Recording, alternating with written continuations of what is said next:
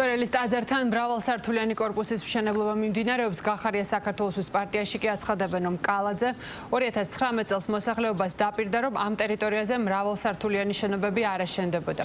გიორგი შარაშიძის თქმით, გარდა იმისა, რომ შენობა აფუჭებს ძველი თბილისის ისტორიული იერსახეს, ის საფრთხეს უქმნის მოსახლეობის უსაფრთხოებას, რადგან ტერიტორიაზე ბევრი ავარიული შენობაა.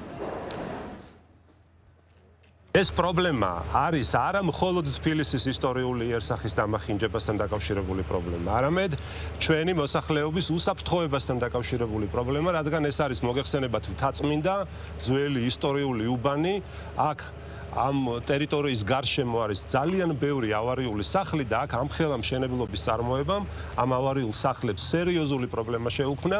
მოსახლეობა ცხოვრობს გაუსაძლის პირობებში, შენობებს გაუჩნდა ბზარები. მესამე ვადით ბატონი კალაძის თბილისის მერად არჩევა ნიშნავს იმას, რომ თბილისის იერსახე, რომელიც მისი მერობის პერიოდში ისედაც არის დამახინჯებული, კიდევ უფრო დამახინჯდება.